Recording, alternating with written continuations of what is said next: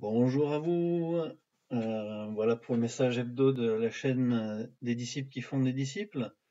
Aujourd'hui, nous allons regarder d'un peu plus près euh, la pédagogie de l'erreur, ce que j'appelle la pédagogie de l'erreur, le sens qu'a l'erreur dans notre développement de disciples et de se rendre compte que le maître utilise, veut cette pédagogie, veut que nous fassions des erreurs pour que l'on progresse en qualité de disciple, qu'on progresse en dépendance, que l'on progresse dans la connaissance du maître.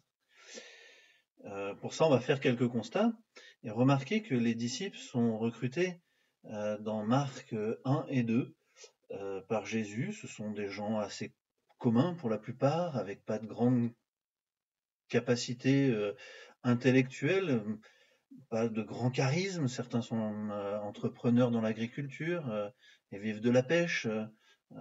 Quelqu'un d'autre est plutôt collecteur d'impôts et travaille pour l'administration romaine.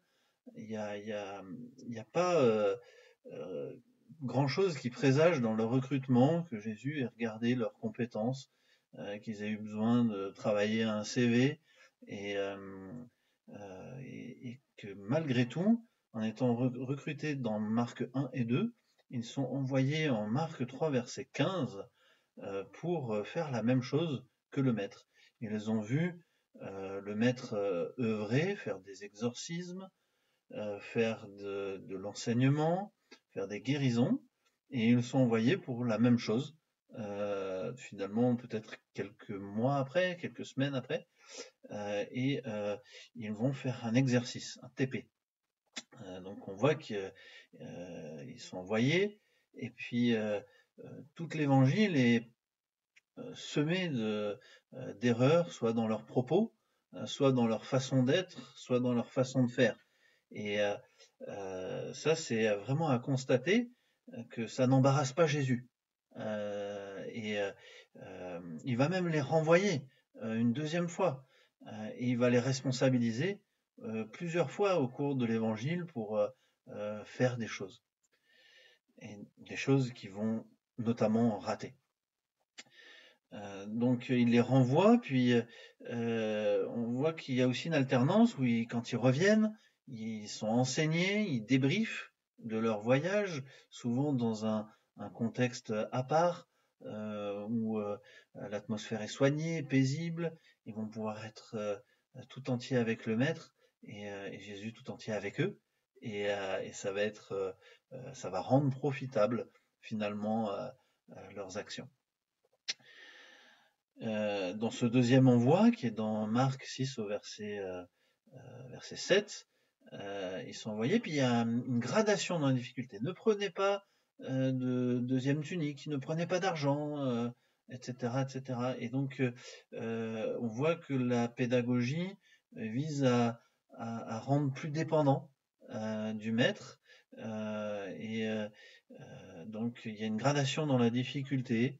Voilà. Et finalement, quand ils reviennent, ils vont encore rater quelque chose. Jésus est avec une foule dans un lieu désert et ils n'ont pas mangé depuis 3 jours. Et allez leur acheter à manger, vous donnez-leur à manger, ça va nous coûter 200 deniers. Et là, finalement, réponse à côté, plutôt que de prier le maître de donner une solution ou de trouver dans le maître une solution, non, ils vont être spectateurs. Jésus, ça va être pour Jésus l'occasion de montrer sa toute-puissance et de créer du coup de la dépendance supplémentaire de la foi. Voilà. Donc, et c'est Jésus qui va multiplier les 5 pains et les 2 poissons. Donc, toutes ces expériences avec dans le faire, dans le fait de faire des choses pour Dieu et d'en rater, toutes ces expériences vont mettre en évidence les lacunes de ses disciples. Et si on s'assimile à eux, nos lacunes à nous, parce que en fait, la première caractéristique d'un disciple, le mathétès, c'est d'être un apprenti. Et s'il est en train d'apprendre, c'est forcément qu'il est en train de faire des erreurs. Et je vais répéter la parole d'un frère de l'Église que j'apprécie bien. C'est en fait, il n'y a que ceux qui ne font rien qui ne font pas d'erreur. Donc voilà, ça c'est une invitation à faire, et je crois que Jésus invite ses disciples et nous invite à faire. Un autre exemple de lacune, par exemple, Jésus, c'est dans l'épisode de la grande traversée, je l'appelle, où Jésus envoie ses disciples après une journée chargée de l'autre côté de la mer de Galilée. Puis lui, il reste sur la montagne pour prier pendant la nuit. Puis à la dernière veille de la nuit, il regarde, ses disciples sont toujours en train de ramer au milieu de cette mer.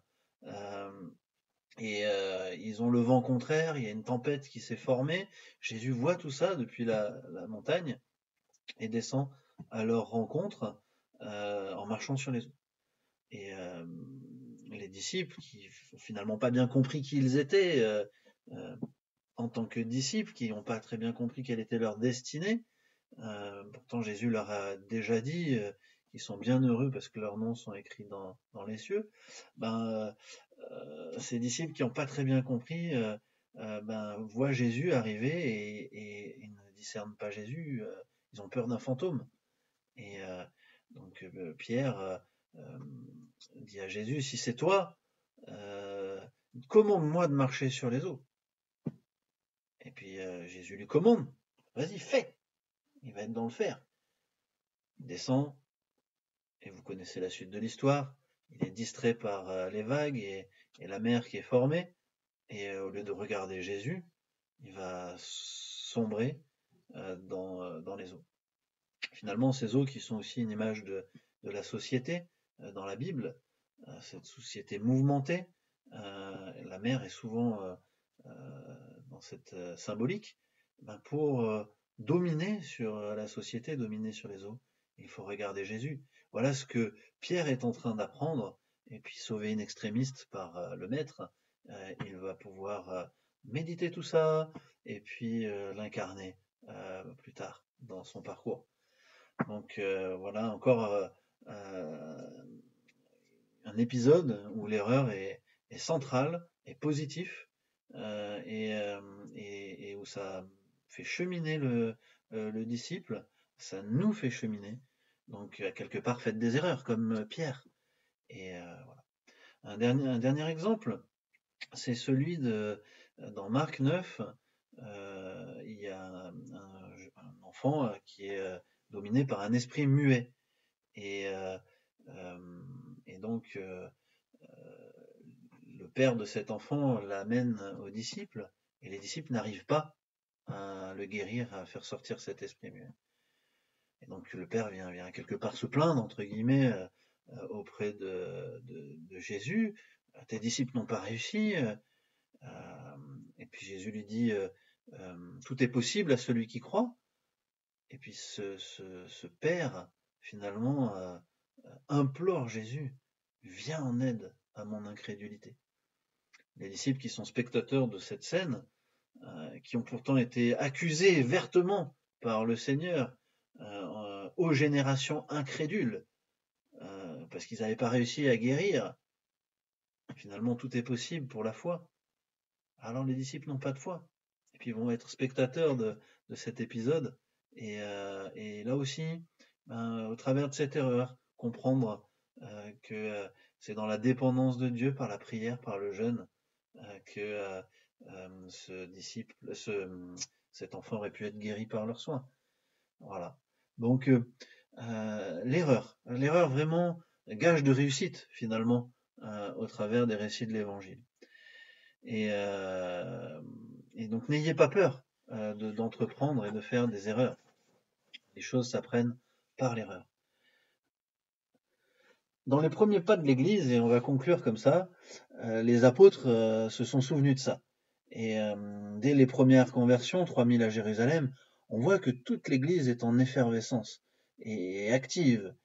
Chacun des membres a quelque chose à faire et va se découvrir au travers de ces choses à faire dans le cadre de l'Église. Et va donc faire des erreurs aussi. Et les disciples vont en faire, ils vont être besoin encore d'être renouvelés dans leur façon de voir, après l'ascension de Jésus. Pourtant, ils vont être équipés du Saint-Esprit. Est-ce qu'ils sont complets avec le Saint-Esprit? Non, ils vont continuer aussi à faire des erreurs. Un autre exemple, celui de Pierre, qui a besoin d'être travaillé, entre guillemets, par une vision pour comprendre que l'Évangile doit se tourner vers les nations.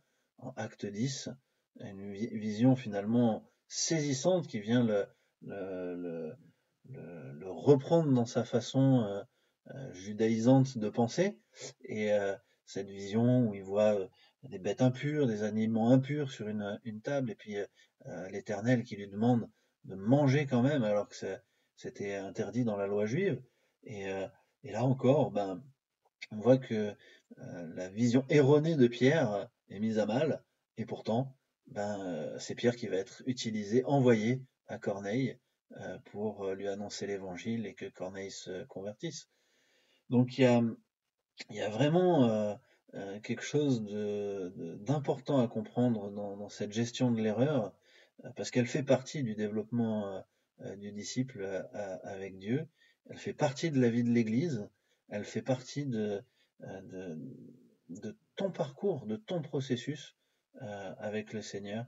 Et vraiment, je te souhaite de faire des erreurs et d'en refaire, parce que finalement, toute la vie, on va en faire, c'est formateur. Ça va permettre de se rendre compte que notre bon sens n'est pas celui de Dieu. Ça va permettre de comprendre que les plans de Dieu suivent des fois une logique différente de la nôtre.